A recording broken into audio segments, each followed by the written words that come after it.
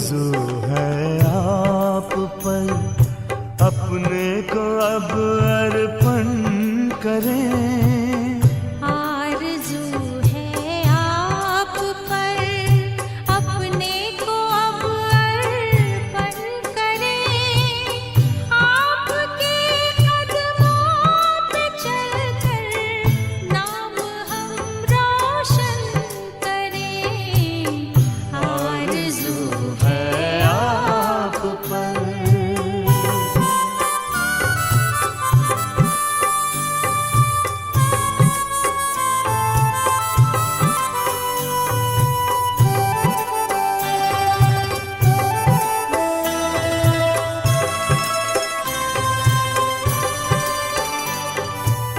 सांस और संकल्प से बस आपके गुणगान हो।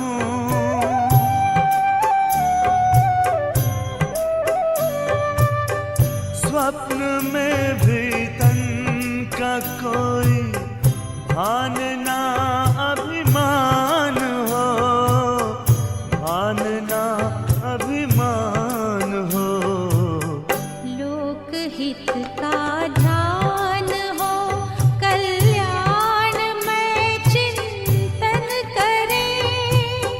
आपके कदमों पे चलकर नाम हम रोशन करें। आरज़ू है आप पर।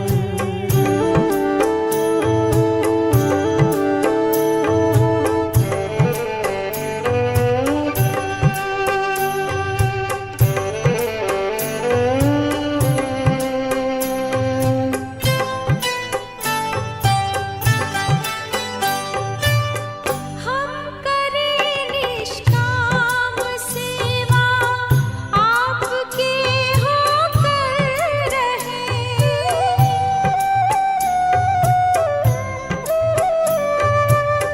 मन वचन और कर्म अपने सेवा में तत्पर रहें। सेवा में तत्पर रहें। दिल के दर्पण से सभी नित आपका दर्शन करें। आपके कदमों पे चलकर नाम हम रोशन करें। आरज़ू है आप पर।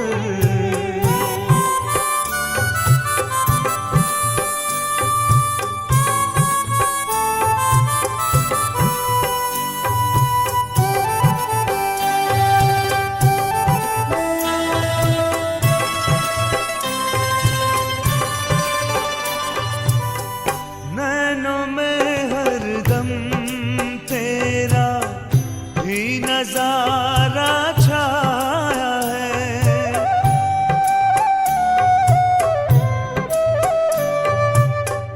एक तू ही तो है बाबा, सदा ही मन को भाया है, सदा ही मन को भाया है। दिव्य दुनिया दे दिखाई, दैवी गुण धारण करें। आपके कदमों पे चलकर नाम हम रोशन करें। आरज़ू है आप पर, अपने को अब अर्पण करें। आरज़ू है आप पर, अपने को अब अर्पण करें। आपके कदमों पे चलकर नाम हम रोशन करें। आरज़ू है आप पर। ओम शांति। परमपिता शिव बाबा हमारा माता पिता बंधु सखा स्वामी सतगुरु तो है ही, साथ ही रत्नागर भी है, जादूगर भी है और सौदागर भी है। ऐसा सौदागर है जो हमें भी सच्चे मायने में सौदा करना सिखा देता है। ऐसा सौदा जिसमें केवल लाभ ही लाभ हो, नुकसान होने की कोई गुंजाइश ही ना हो। और उसके लिए बाबा हमें अनेक विधियां बताते हैं ताकि जीवन की डगर में हम हर पल उन्नति को ही पाते रहें, थोड़ा भी नीचे ना गिरे, ना लटके, ना भटके, ना अटके, सदा एक बाबा के साथ चटके रहे और आगे बढ़ते रहे। तो सदा हमें नुकसान ना हो, सदा ही हमें मुनाफा होता रहे, उसके लिए आज बाबा विशेष विधि बताते हैं कि हमें रात को अपना पोता मेल रोज़ बाबा को देना है। यूँ तो बाबा दिन से लेकर रात्रि तक की सारी दिनचर्या के लिए श्रीमत देते हैं, परंतु ये श्रीमत कि रात को सोने से पहले बाबा को सारे दिन की दिनचर्या बताना, ये श्रीमत हमें धर्मराजपुरी की सजाओं से बचा सकती है। तो सुनते हैं प्यारे बाबा के मधुर महावाक्य और सीखते हैं ऐसी बहुत सारी विधियाँ। आज है 1 अक्टूबर 2025।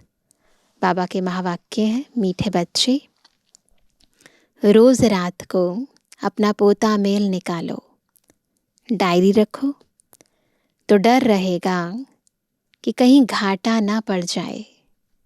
प्रश्न है, कल्प पहले वाले भाग्यशाली बच्चों को बाप की कौन सी बात फौरन टच होगी? उत्तर है, बाबा रोज़ रोज़ जो बच्चों को याद की युक्तियाँ बतलाते हैं वह भाग्यशाली बच्चों को ही टच होती रहेगी। वह उन्हें फौरन अमल में लाएंगे। बाबा कहते, बच्चे कुछ टाइम एकांत में बगीचे में जाकर बैठो, बाबा से मीठी मीठी बातें करो, अपना चार्ट रखो तो उन्नति होती रहेगी। ओम शांति। मिलिट्री को पहले पहले सावधान किया जाता है। क्या कहते हैं उसे? Attention please.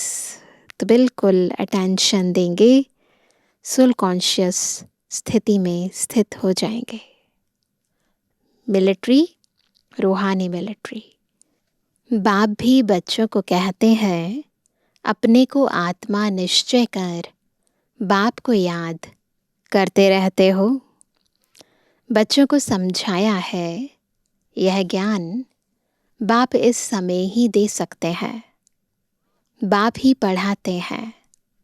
भगवानुवाच है ना। मूल बात हो जाती है यह कि भगवान कौन है, कौन पढ़ाते हैं।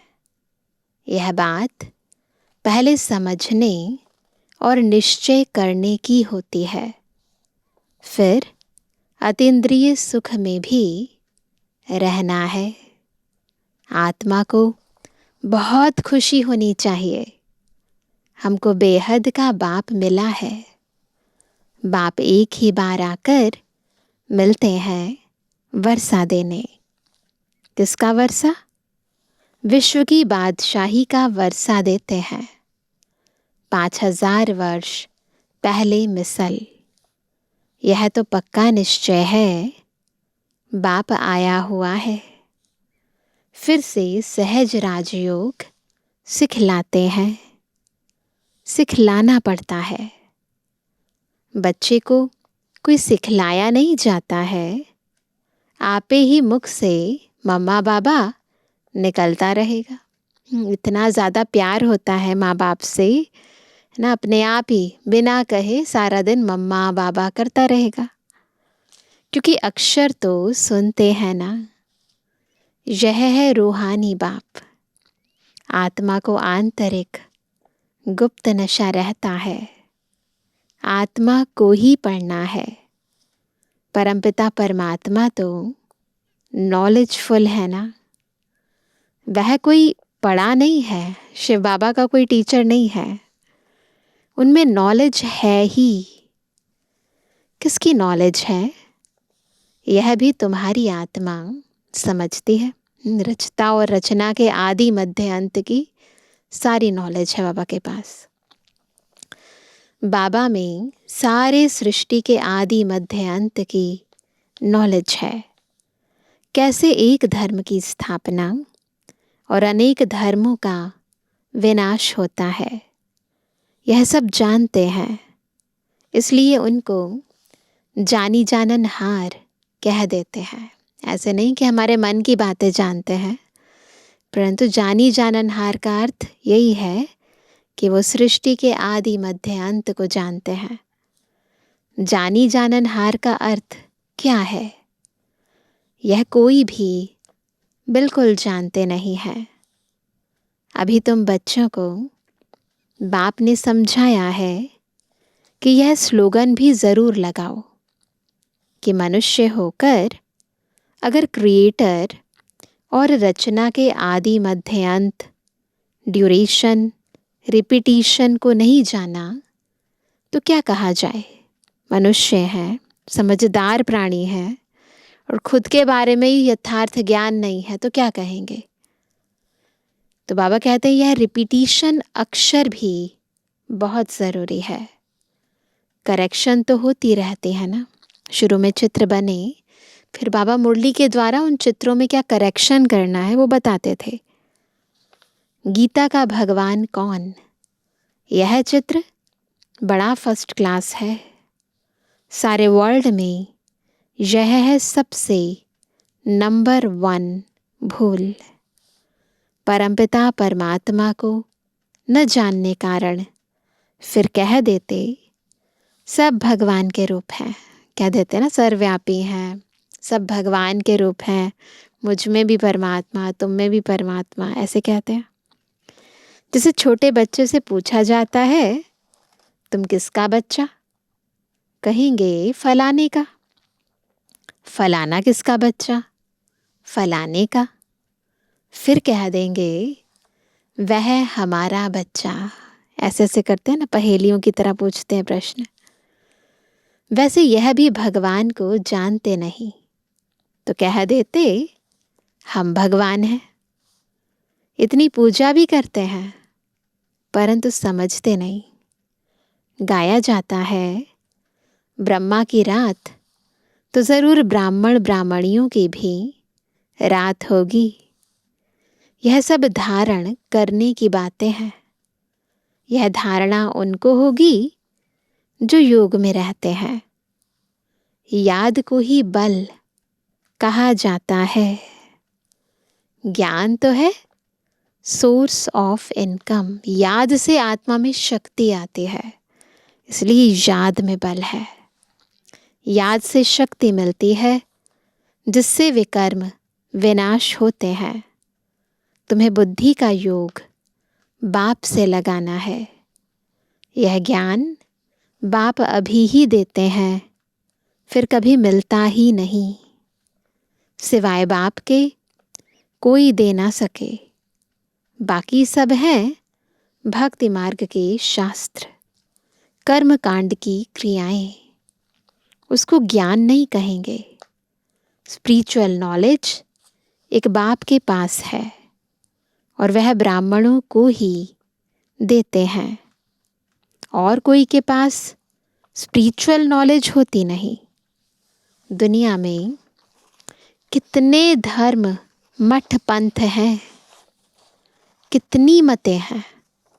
बच्चों को समझाने में कितनी मेहनत होती है ना। इसलिए मेहनत लगती है क्योंकि वैरायटी बहुत है, बहुत सारी मतें हैं, विश्वास करना मुश्किल हो जाता है। कितने तूफान आते हैं, गाते भी हैं। इस पर क्या गाते हैं? नैया मेरी पार लगाओ। सबकी नैया तो पार नहीं जा सकती। कोई डूब भी जाएगी, कोई खड़ी हो जाएगी। 2-3 वर्ष हो जाते हैं, कईयों का पता ही नहीं। ऐसे होते हैं ना।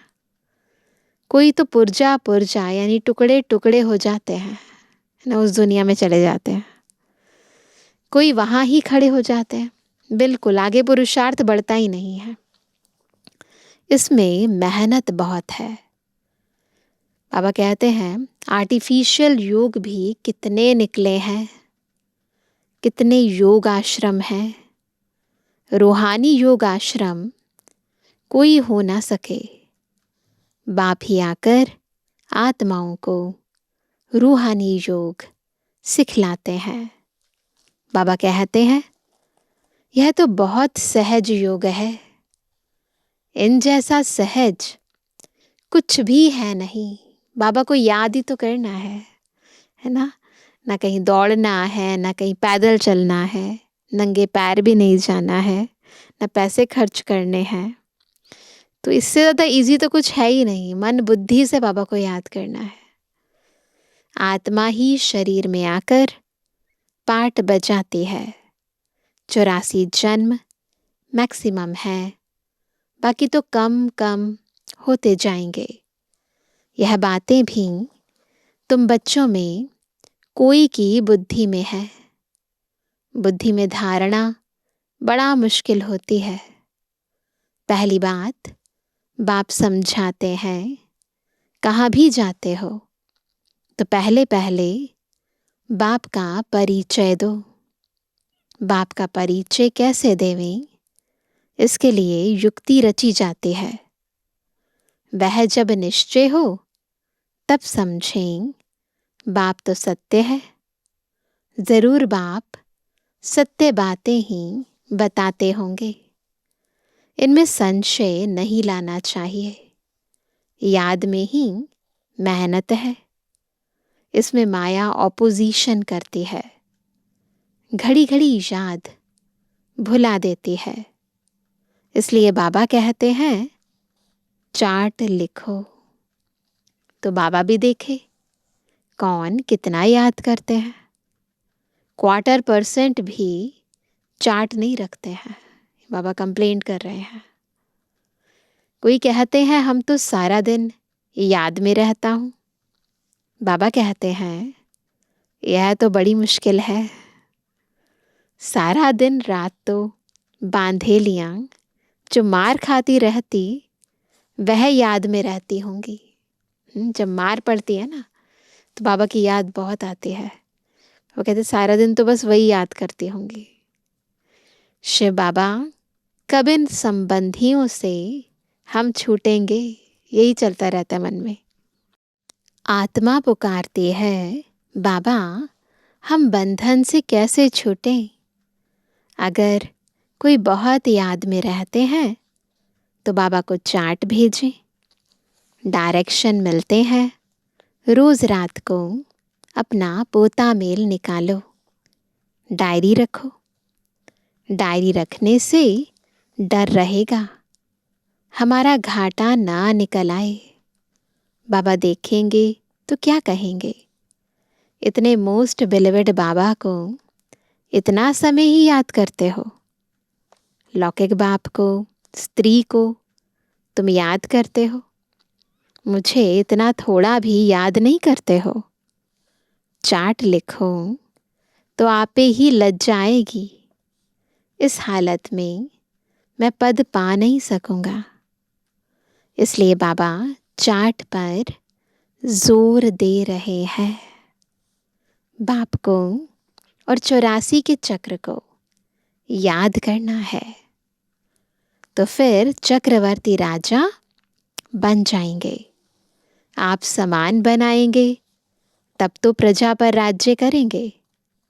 यह है ही राजयोग, नर से नारायण बनने का एम ऑब्जेक्ट यह है। जिसे आत्मा को देखा नहीं जाता, समझा जाता है। इनमें आत्मा है, यह भी समझा जाता है। इन लक्ष्मी नारायण की ज़रूर राजधानी होगी। इन्होंने सबसे जास्ती मेहनत की है, तब स्कॉलरशिप पाई है। ज़रूर इन्हों की बहुत प्रजा होगी, क्योंकि मामा ने, बाबा ने बहुत मेहनत की, इसीलिए लक्ष्मी नारायण बने तो प्रजा भी बहुत होगी।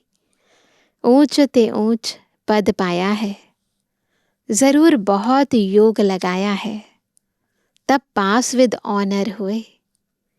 यह भी कारण निकालना चाहिए। क्या कारण निकालना चाहिए? हमारा योग क्यों नहीं लगता है, खुद ही निकालना चाहिए, है ना। क्योंकि कमी कमजोरी अंदर ही होती है ना। तो खुद ही एकांत में बैठकर खुद को एनालाइज करना चाहिए। धंधे आदि के झंझट में बहुत बुद्धि चली जाती है, उनसे टाइम निकाल इस तरफ जास्ती ध्यान देना चाहिए। कुछ टाइम निकाल बगीचे में एकांत में बैठना चाहिए। फीमेल तो जा ना सके, पहले तो बहुत पाबंदियां होती थी ना, अभी तो ऐसा नहीं है, मेल हो फीमेल हो सब जा सकते हैं। उनको तो घर संभालना है, पुरुषों को सहज है। कल्प पहले वाले जो भाग्यशाली होंगे उनको ही यह टच होगा। हो रहा है सबको टच। तो सभी मुरली पढ़ने के बाद, सुनने के बाद फिर बगीचे में जाकर मुरली को रिवाइज करेंगे, अपने को एनालाइज करेंगे, रियलाइज करेंगे। पढ़ाई तो बहुत अच्छी है, बाकी हर एक की बुद्धि अपनी होती है। कैसे भी करके बाप से वर्षा लेना है। बाप डायरेक्शन सब देते हैं, करना तो बच्चों को ही है।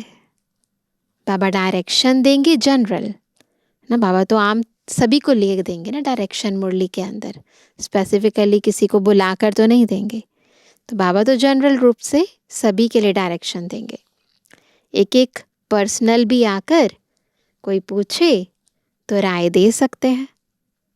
तीर्थों पर, बड़े बड़े पहाड़ों पर जाते हैं तो पंडे लोग सावधान करते रहते हैं, बड़ी मुश्किलात से जाते हैं।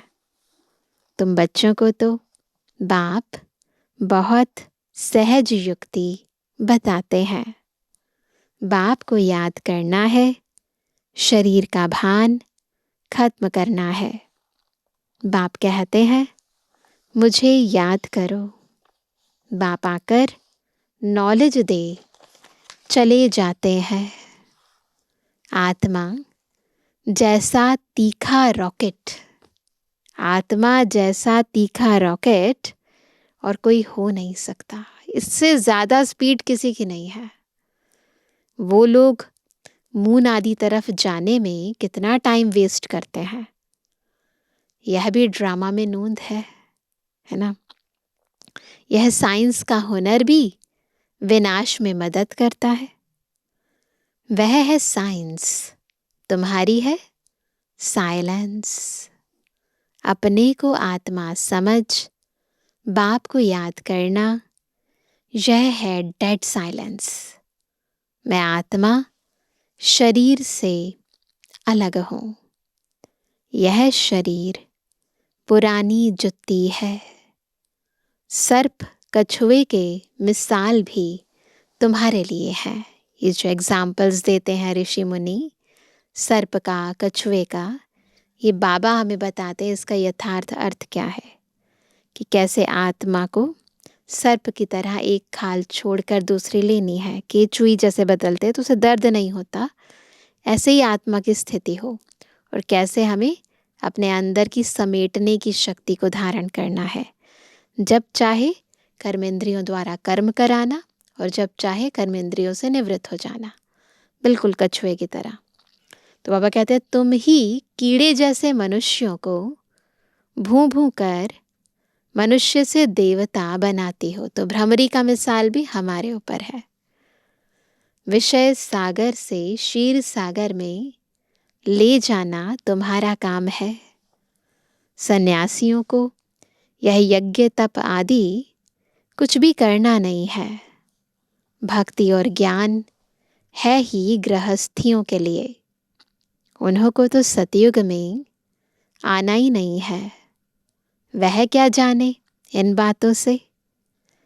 यह भी ड्रामा में नूंद है इस प्रवृत्ति मार्ग वालों की। जिन्होंने पूरे 84 जन्म लिए हैं, वही ड्रामा अनुसार आते रहेंगे। इसमें भी नंबरवार निकलते रहेंगे।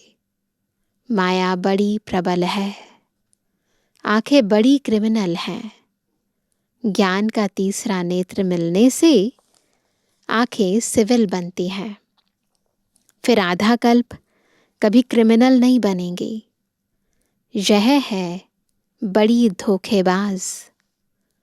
तुम जितना बाप को याद करेंगे उतना कर्म इंद्रियां शीतल होंगी। एक ही तरीका है कर्म इंद्रियों को शीतल करने का, बाबा की याद। फिर 21 जन्म कर्म इंद्रियों को चंचलता में आना नहीं है। वहाँ कर्म इंद्रियों में चंचलता होती नहीं। कहाँ? स्वर्ग में। सब कर्म इंद्रियां शांत सत्वगुणी रहती हैं। देह अभिमान के बाद ही सब शैतानी आती है। तो सारी के सारे विकारों का मूल जड़ क्या है? देह अभिमान।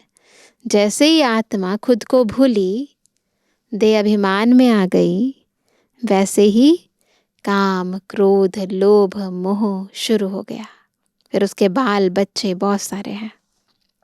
तो बाबा कहते देह अभिमान के बाद ही सब शैतानी आती है। बाप तुमको देही अभिमानी बनाते हैं। आधा कल्प के लिए तुमको वर्षा मिल जाता है। जितनी जो मेहनत करते हैं उतना ऊंच पद पाएंगे। मेहनत करनी है देही अभिमानी बनने की। फिर कर्म इंद्रियां धोखा नहीं देंगी। अंत तक युद्ध चलती रहेगी। जब कर्मातीत अवस्था को पाएंगे तब वह लड़ाई भी शुरू होगी।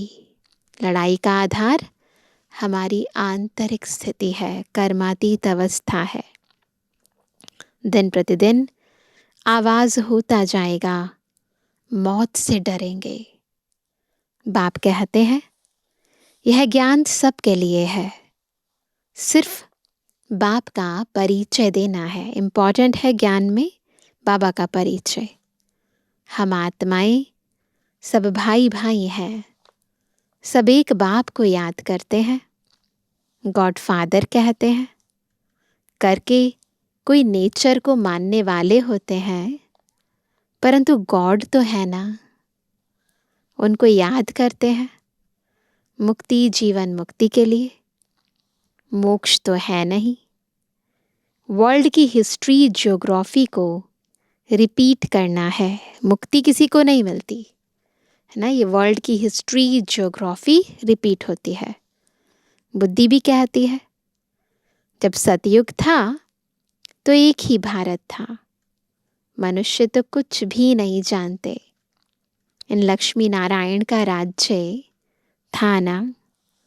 लाखों वर्ष की बात हो ना सके।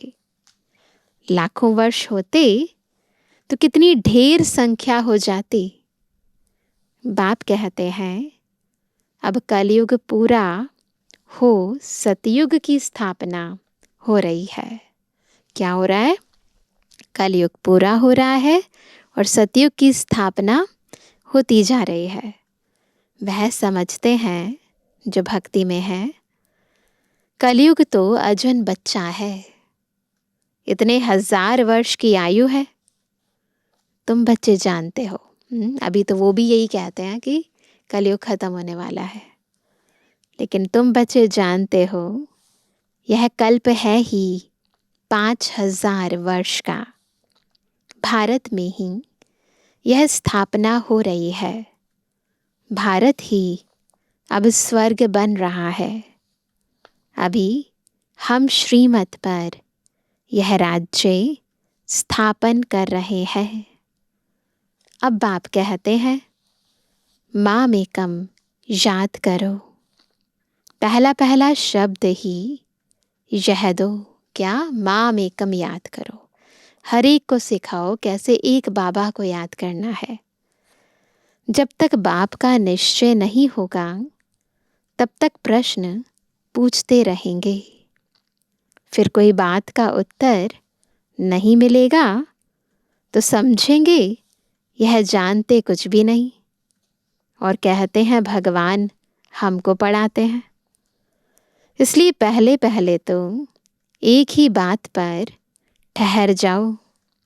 पहले बाप का निश्चय करें कि बरोबर सभी आत्माओं का बाप एक ही है और वह है रचता। तो ज़रूर संगम पर ही आएंगे।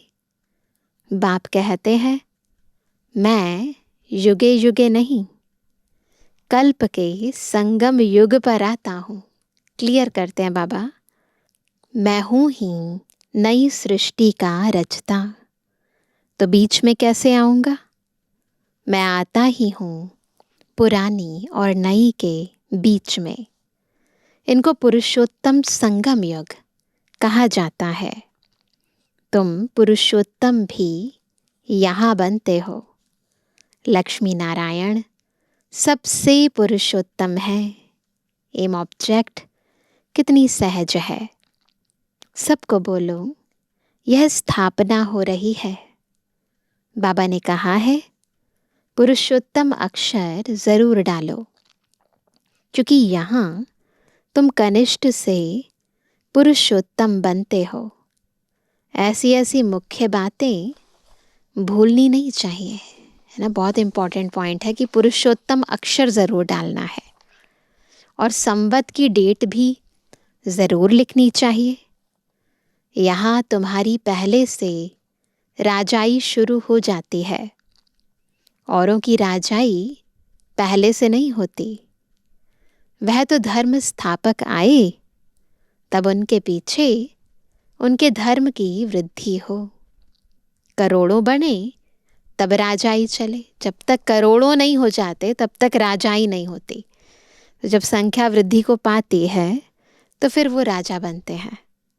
तो करोड़ों बने तब राजाई चले। तुम्हारी तो शुरू से सतयुग में राजाई होगी। सतयुग आदि से ही राजाई होगी। ऐसे नहीं कि बहुत सारे हो जाएंगे फिर राजाई होगी। यह किसको भी बुद्धि में नहीं आता कि सतयुग में इतनी राजाई कहाँ से आई। कलयुग अंत में इतने ढेर धर्म हैं, फिर सतयुग में एक धर्म एक राज्य कैसे हुआ। कितने हीरे जवाहरों के महल हैं। भारत ऐसा था जिसको पैराडाइज कहते थे। 5000 वर्ष की बात है। लाखों वर्ष का हिसाब कहाँ से आया। मनुष्य कितने मूझे हुए हैं। कंफ्यूजन बहुत है ना। अब उनको कौन समझाए। वे समझते थोड़ी हैं कि हम आसुरी राज्य में हैं। इनकी यानी देवताओं की तो महिमा सर्वगुण संपन्न, 16 कला संपूर्ण, संपूर्ण निर्विकारी है। इनमें 5 विकार नहीं है, क्योंकि देही अभिमानी है। तो बाप कहते हैं मुख्य बात है याद की। 84 जन्म लेते लेते तुम पतित बने हो। अब फिर पवित्र बनना है। यह ड्रामा का चक्र है। अच्छा, मीठे मीठे के लिए जवानी बच्चों पे जुबानी बाप दादा का दिल जान सको प्रेम से नंबरवार प्रसाद अनुसार यादगार और बुद्धवानी। रूहानी बच्चों की रूहानी बाप दादा को गुड मॉर्निंग, नमस्ते नमस्ते नमस्ते। धारणा के लिए मुख्य सार। पहला, ज्ञान के तीसरे नेत्र को धारण कर अपनी धोखेबाज आँखों को सिविल बनाना है। सिविल बनाने के लिए क्या करना है? ज्ञान के तीसरे नेत्र को धारण करना है ना। नॉलेज स्वरूप से, यानी अपने को आत्मा समझ कर दूसरे को देखना है। याद से ही कर्म इंद्रियां शीतल सतोगुणी बनेगी। इसलिए यही मेहनत करनी है। दूसरा, धंधे आदि से टाइम निकाल एकांत में जाकर याद में बैठना है, कारण देखना है कि हमारा योग क्यों नहीं लगता है। अपना चार्ट ज़रूर रखना है। वरदान है, सहन शक्ति द्वारा अविनाशी और मधुर फल प्राप्त करने वाले सर्व के स्नेही भव। सहन शक्ति द्वारा अविनाशी और मधुर फल प्राप्त करने वाले सर्व के स्नेही भव। स्नेही बनने के लिए सहन शक्ति तो धारण करनी पड़ेगी, है ना। सहन करना मरना नहीं है, लेकिन सबके दिलों में स्नेह से जीना है। कैसा भी विरोधी हो, रावण से भी तेज हो, एक बार नहीं 10 बार सहन करना पड़े, फिर भी सहन शक्ति का फल अविनाशी और मधुर है। सिर्फ यह भावना नहीं रखो कि मैंने इतना सहन किया तो यह भी कुछ करे, ऐसे नहीं, है ना। हमने इतना किया तो उसे भी ऐसा करना चाहिए, नहीं। अल्पकाल के फल की भावना नहीं रखो, रहम भाव रखो। यही है सेवा भाव। रहम करो, ये सेवा भाव है। सेवा भाव वाले सर्व की कमजोरियों को समा लेते हैं, उनका सामना नहीं करते। अगर सेवा भावना होती है ना, तो कमजोरियों को समाते हैं, सामना नहीं करते। स्लोगन है, जो बीत चुका उसको भूल जाओ। बीती बातों से शिक्षा लेकर आगे के लिए सदा सावधान रहो। जो बीत चुका उसको भूल जाओ, और जो बीती बातें हैं उनसे शिक्षा लो और आगे बढ़ो। आज का अव्यक्त इशारा, स्वयं और सर्व के प्रति मनसा द्वारा योग की शक्तियों का प्रयोग करो। नया मंथ स्टार्ट हुआ है, तो नया टॉपिक है, स्वयं और सर्व के प्रति मनसा द्वारा योग की शक्तियों का प्रयोग करो। जैसे बाप दादा को रहम आता है, ऐसे आप बच्चे भी मास्टर रहम दिल बन अपनी मनसावृत्ति से वायुमंडल द्वारा आत्माओं को बाप द्वारा मिली हुई शक्तियाँ दो। जब थोड़े समय में सारे विश्व की सेवा संपन्न करनी है, तत्वों सहित सबको पावन बनाना है, तो मनसा द्वारा तीव्र गति से सेवा करो। यही तरीका है। इतनी सारी आत्माओं को कैसे जा जा कर ज्ञान देंगे, तो मनसा द्वारा तीव्र गति से सेवा करो, योग की शक्तियों का प्रयोग करो। तो मनसा सकाश को स्वयं प्रति और सर्व के प्रति यूज करो। अच्छा, ओम शांति।